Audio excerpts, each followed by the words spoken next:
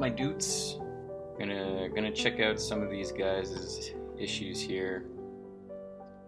I mean, take everything I say with a grain of salt, but like I said, it's kind of funny to look at like what people are going through, but at the same time, it's like these could be real people.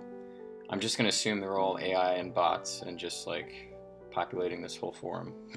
These are really real people most of the time.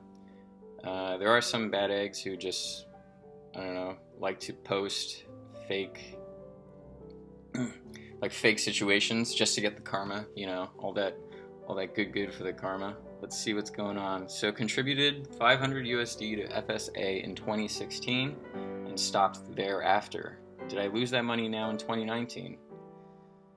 For those of you who don't know what an FSA is, it's like a flexible spending account that your employer gives you. So like, I don't know, in New York City, for example, since I work here, we're given like it's a fake debit card.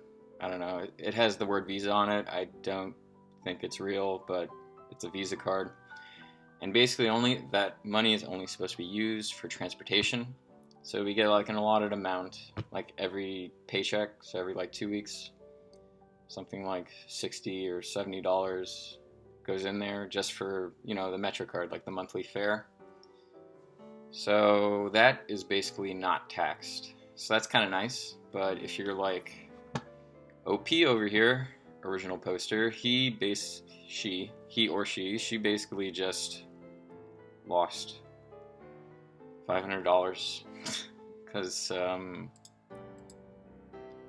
yeah, I guess they weren't given all the information they needed to know what happened here. So like the title says, I contributed to my employer, provided FSA in 2016, 500 blah blah blah, maximum carryout that was allowed.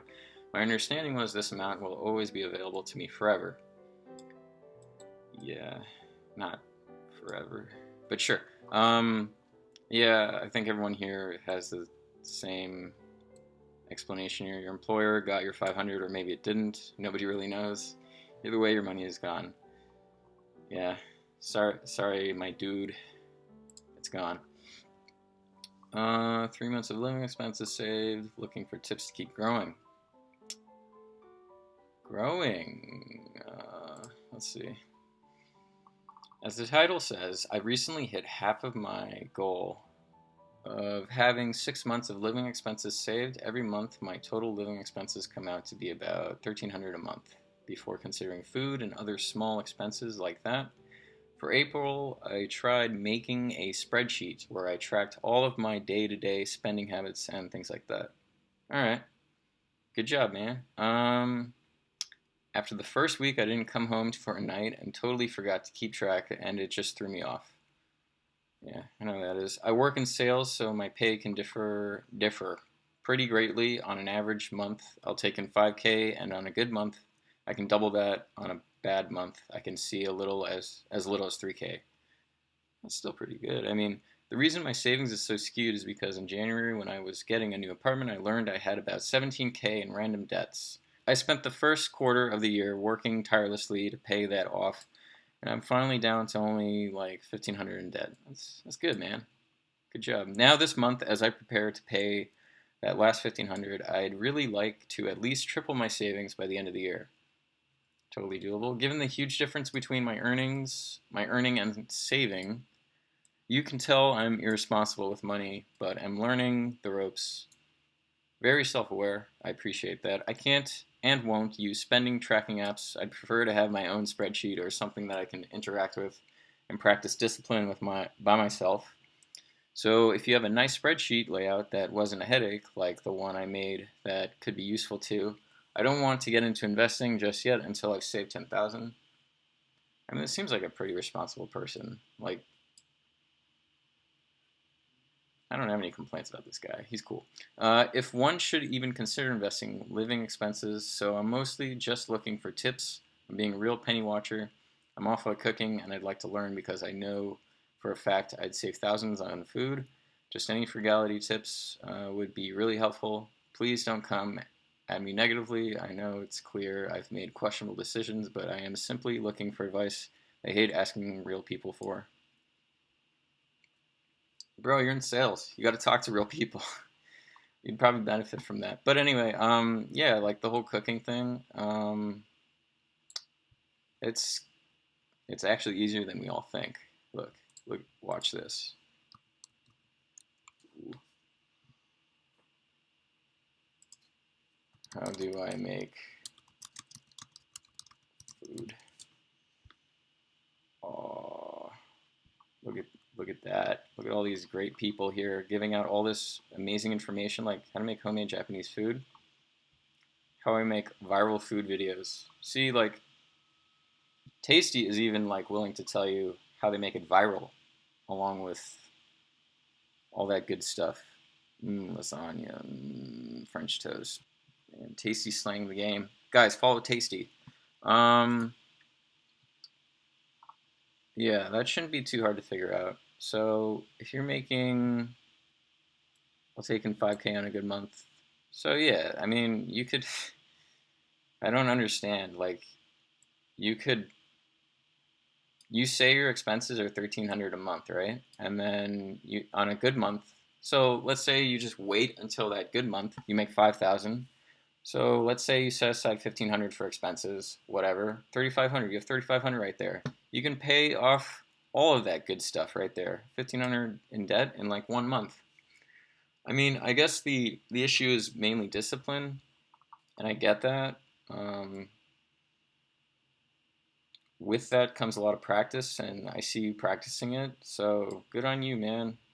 If you want to do it little by little, I mean, you could just throw like 500 at it every month and just pay it off in 3 months. 500 shouldn't be too much to ask for, to pay that off. I think it's just me. I wouldn't say I prefer to be a hermit, but it's just kind of easy for me because I don't know. I have a larger goal than just like paying off debt or like accumulating funds. If you think of any successful person, not me for sure, but if you think of like I don't know, the regular guys, you can think of like Bill Gates, Jordan, uh, I don't know, Warren Buffett. Those guys don't really. They're really frugal, Like those guys do not like to spend money. I think it kills them a little. Well, all right. So Gates is like an exception, but come on, like compared to like how much he has, it's like he's spending pennies to the dollar. He's spending like less than like 2% maybe on himself a year of his net worth, if not like way less than that. But yeah, like it comes with your lifestyle. So if you figure out yourself, which looks like you're figuring out yourself, like your habits,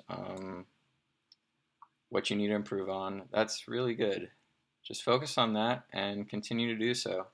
And then eventually, if you keep browsing forums like this, personal finance or frugal or anything like that, uh, you'll probably, get to where you want to be pretty soon. But it's a lot easier if you have bigger goals beyond just figuring out how to set aside money for the short term versus long term. Like, I think for me, I've always wanted to. I mean, it's when I make money, it's technically. I guess the way I view it is that it's not my money. It's really weird to think of it like that, but it's true. I mean, I don't see my money as my money. I see it more as like a family estate. So whatever I put aside, that's going into my family estate. So yeah, I have access to it. I manage it. I make decisions to allocate whatever I want to wherever I want or how I want it spent. But honestly, I think that based on based on anything like that, like if you're trying to build something for yourself in the future, whether it be financial independence, I mean, I still feel like the term financial independence is very very shallow because it seems to only pertain to like yourself. There are a lot of people. There's a lot of people that I see on the internet, and there's some I know personally who have gotten to that point where it's like yeah, I don't need to work anymore. This is what I've been doing for the last like 20 years. I have everything I need. I have all the funds I need saved up. I have a good, residual income coming in because they're making their money work for them, obviously. But it's sort of like, okay, like, what do you do then? Like, sure, you can take on like part-time jobs just to keep yourself busy. But honestly, like, if you're not working towards something bigger, I feel like it's harder, you know? If you're not working towards something bigger than like financial independence, um, you're basically going to be miserable up until that point with, your journey. Who said it? It was something like just enjoy the journey. I mean, yeah, be responsible, do the right thing, whatever you think is the right thing in terms of, your like your inner light, you know? Do whatever you believe will benefit you in the future, and you can just keep working towards that. And at the same time, just enjoy the, little moments and all that good stuff. But anyway, I'm not here to give you guys life advice at that point. But it does help with the mentality behind finances if you have something going for you that's bigger than just like the numbers.